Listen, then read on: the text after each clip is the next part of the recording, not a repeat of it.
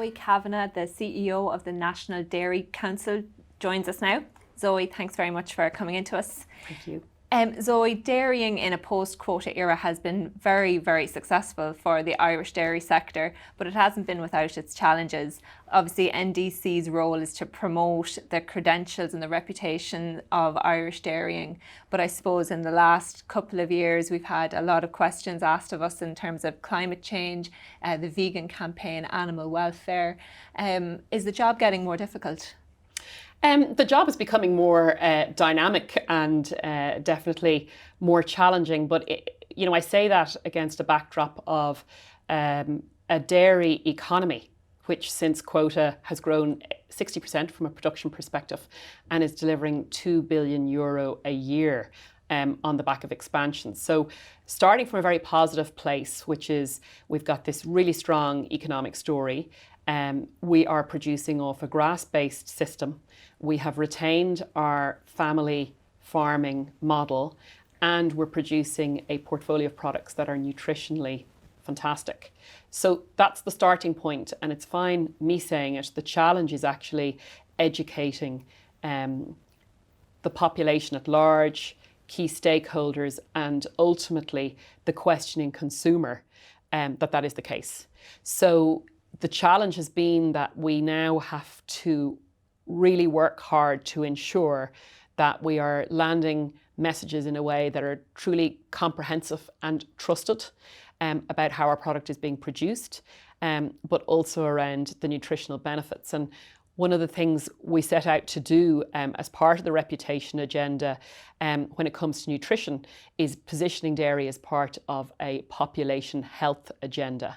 And I think that's a really important starting point. And then reassuring that questioning consumer around the ethical production approach we have here in Ireland, as well as addressing climate change, which is very real and very urgent, but also an opportunity for Ireland to take a leadership position. And Zoe, you mentioned earlier that in the last, say, 2 years that you've really had to, come up with new strategies, different strategies on how to address these challenges at NDC level. Can you just talk us through some of those changes that are being made to really ensure that the dairy industry, that its message is being told in the correct way and honest way? Yeah, look, in the good old days, you'd make a lovely TV ad and a radio campaign to work alongside it, and you'd assume that the population at large would hear the messages. But now what we have is a media which has no boundaries, so we're very much in the online world. We're very much into a shorter attention span, and if I look at the population base and I look at the most urgent audience to ensure that we have a relationship with and land the key facts, it is that young questioning consumer, the future parents in Ireland. And the approach to engage with them is very much dairy finding its voice out of home, on the go, and in the online world in a way that is relevant. And that's not just in Ireland. So we are now operating at a European level with our equivalents as well as at an international level.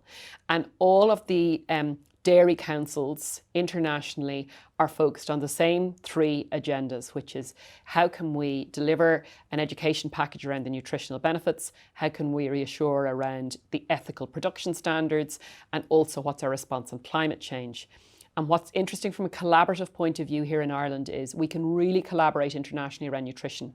We can collaborate to a certain extent on climate change. But when it comes to ethical production and grass-based system and family farming, actually the collaboration isn't so strong because Ireland is unique and almost becomes disruptive within our equivalents at a European level because we've got such a unique story, and that is around the grass-based system and water usage. 99% of the water that we're using, is rainfall from the sky. So we have almost no water stress. We've got this grass-based system. We have a family farm model, and actually that's very different from anywhere else in the world. New Zealand, to a certain extent, is comparable, but they would have some water stresses that we wouldn't have. So almost the opportunity around responding to climate change and engaging with the consumer around it is, I believe, Ireland's unique selling point and where we can lead and win. Zoe, although Ireland has a great story on dairy, and dairy has always been a huge staple to the Irish diet, recent research shows that 41% of Irish women and 30% of Irish men are limiting or avoiding their dairy intake. Just based on your own consumer research, what are the reasons that people are making those decisions? Why are people questioning it? Yeah. That particular dairy avoidance is quite specific to the 20 to 29-year-old female.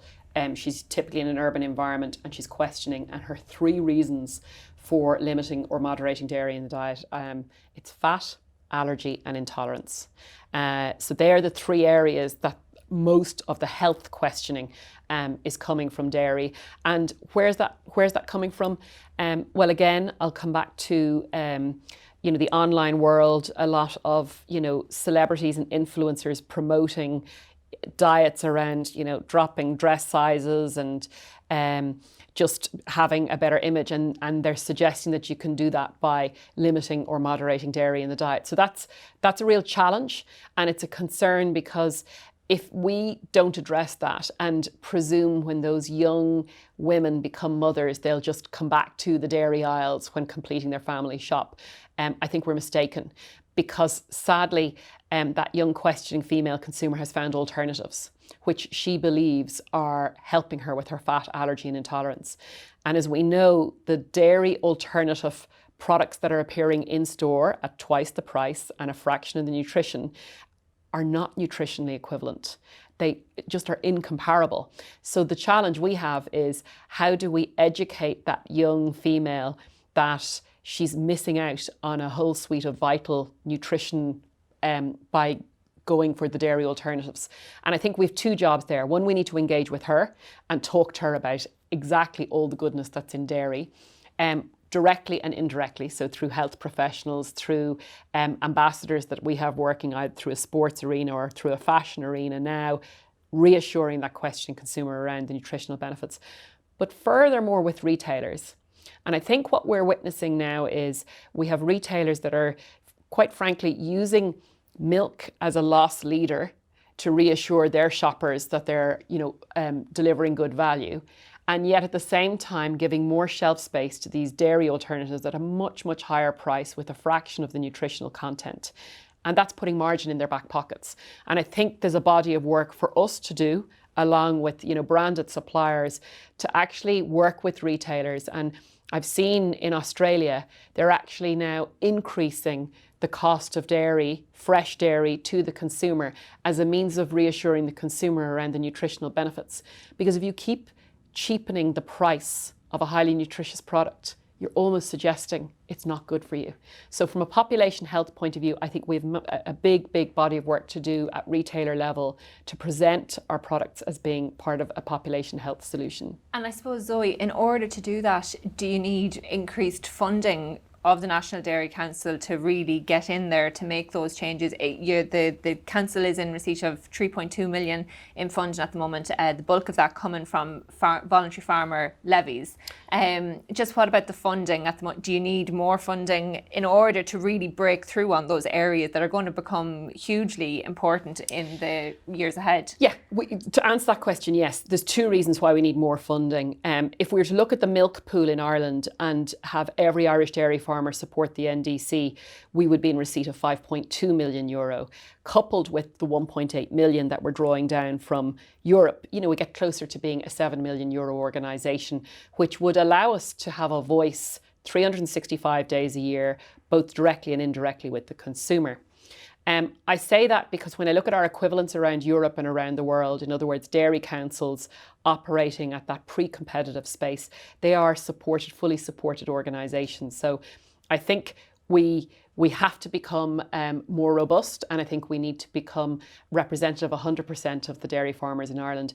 But more worryingly, we have detractor organisations such as Go Vegan Ireland, who have gone from having €37,000 5 years ago to over 2.5 million in 2018. And we know it's rising.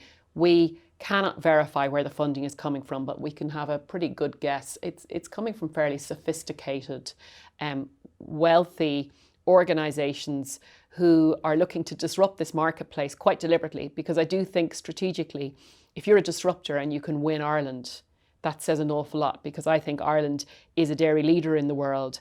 So one of the big challenges we have is to have a voice 365 days of the year, setting our own agenda. I'm not interested in responding to a Go Vegan campaign, poster campaign that runs out in January. That is not when I should be finding my voice. Our voice needs to be on throughout the year at a number of levels, particularly at that questioning consumer level, telling them where the product comes from, why they should consume it, and why they should feel good about it in the longer term. Zoe, we'll have to leave it there. Thank you very much for joining us.